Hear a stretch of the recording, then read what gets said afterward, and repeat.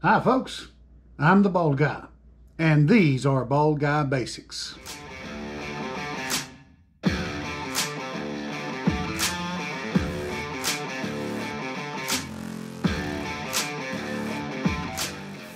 Today I'm going to be demonstrating for you a very handy hammer to have in your collection. Now most people, when they see a hammer, let me see.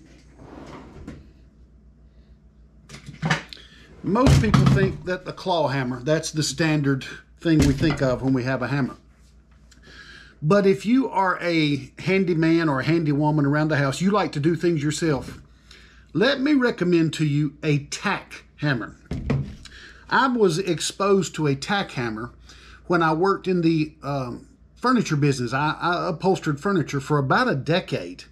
And there were all sorts of tools, and I've showed you staple pullers and things that I've done along those lines. But a tack hammer is interesting in that it's got two sides to it. You'll see one side's larger and the other side is smaller. The smaller side has the unique characteristic of being magnetic. Now, we use these are just trim nails. Sometimes you'll have a piece of furniture with nail trim, and as simple as that. And I don't want to keep this here, so I'm going to pop it out. But now that I'm no longer in the furniture industry, oh, and by the way, there's an interesting thing about how these things worked. I don't have any little upholstery tacks, but what you did, took these out of my mouth here. What you did back in the day, before there were pneumatic guns, air-powered staple guns, you would put your tacks in your mouth,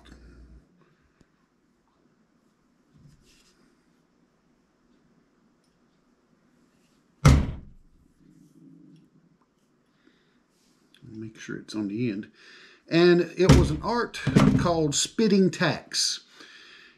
You don't need to spit tacks, and I don't either.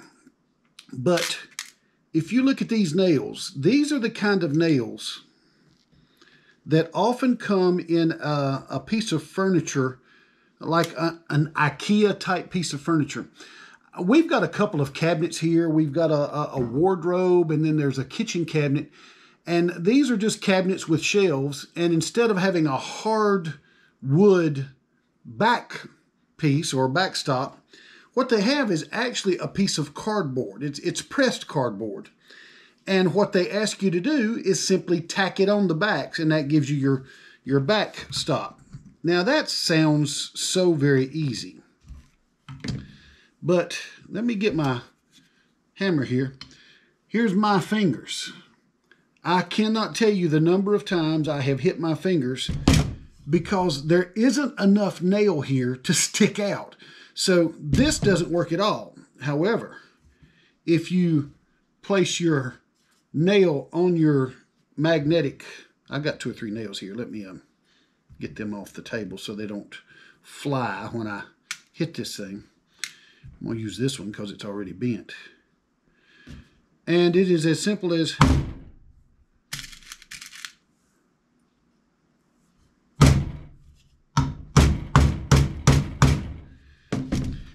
a tack hammer will allow you in those tight places and in those places where you have really small nails to save your finger. And that is a neat tool to have. So if you like putting things together for yourself, a tack hammer might be a nice thing for you to have. The other thing they're really useful for, you can buy upholstery finish nail trim nails.